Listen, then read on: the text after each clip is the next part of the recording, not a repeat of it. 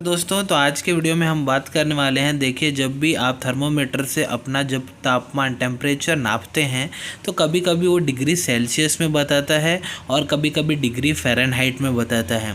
तो इसमें मैं बताने वाला हूँ डिग्री सेल्सियस है तो उसका वैल्यू फ़ारेनहाइट में कितना होने वाला है, अगर फ़ारेनहाइट में है तो उसका वैल्यू डिग्री सेल्सियस में कितना होने वाला है, नॉर्मल बॉडी टेम्परेचर कितना होता है, कब आपको मानना है कि आपको बुखार है, और 104 डिग्री फ़ारेनहाइट तक मैं डिग्री सेल्सियस की वैल्यूज़ भी आपको बताते जाने वाला हूं। तो वीडियो को शुरू से लेकर अंत तक ज़रूर देखें।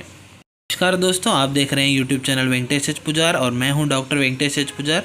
तो आइए आज की चर्चा को शुरू करते हैं। तो देखिए, सबसे पहला जो है 37 डिग्री सेल्सियस आता है। तो ये होता है हमारे बॉडी का नॉर्मल टेम्परेचर, जिसको कि अगर हम फ़ारेनहाइट में बात करें जो होता है 98.6 डिग्री फ़ारेनहाइट। तो ये जब इतना वैल्यूज़ रहता है तब होता है नॉर्मल टेम्परेचर, हमको बुखार नहीं है।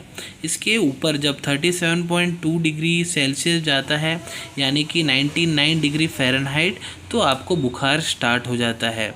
उसके ऊपर अगर आपको दिखा रहा है 37.4 डिग्री सेल्सियस, मतलब फ़ारेनहाइट में 99.3 डिग्री फ़ारेनहाइट होता है, बुखार और ज़्यादा बढ़ रहा है। 37.6 डिग्री सेल्सियस होता है, उसकी वैल्यू फ़ारेनहाइट में होती है 99.7 डिग्री फ़ारेनहाइट। 37.8 डिग्री सेल्सियस जो होता है उसका फ़ारेनहाइट में होता है 100.1 डिग्री फ़ारेनहाइट। 38.2 डिग्री सेल्सियस रहता है तो उसका वैल्यू होता है 100.8 डिग्री फ़ारेनहाइट। अगर 38.4 डिग्री सेल्सियस रहता है उसका फ़ारेनहाइट में होता है 101.2 डिग्री फ़ारेनहाइट, मतलब आपको 101 का बुखार है। 38.6 डिग्री सेल्सियस रहता है तो उसका फ़ारेनहाइट में वैल्यू होता है 101.5 डिग्री फ़ारेनहाइट। अगर 38.8 डिग्री सेल्सियस बुखार दिखाता है आपको थर्मामीटर में तो उसका फ़ारेनहाइट में चेंज हो जाएगा 101.8 डिग्री फ़ारेनहाइट। अगर सेल्सियस में 39 डिग्री सेल्सियस आपको थर्मामीटर में बता रहा है तो उसका फ़ारेनहाइट में वैल्यू हो जाएगा 102 डिग्री फ़ारेनहाइट।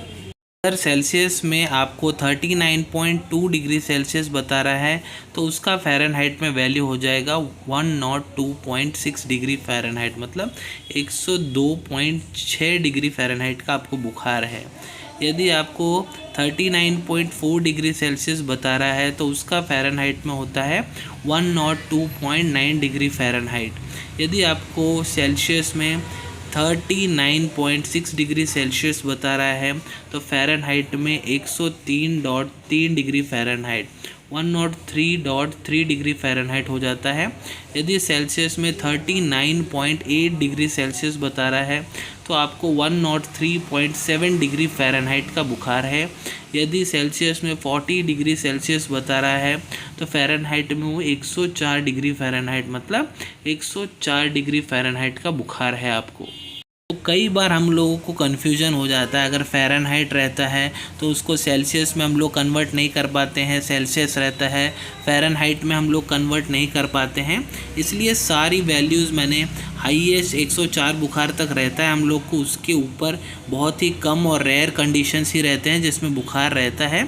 इसलिए मैंने आपको यहाँ वैल्यूज़ सारी सेल्सियस में भी बता दी हैं, फ़ारेनहाइट में भी बता दी हैं।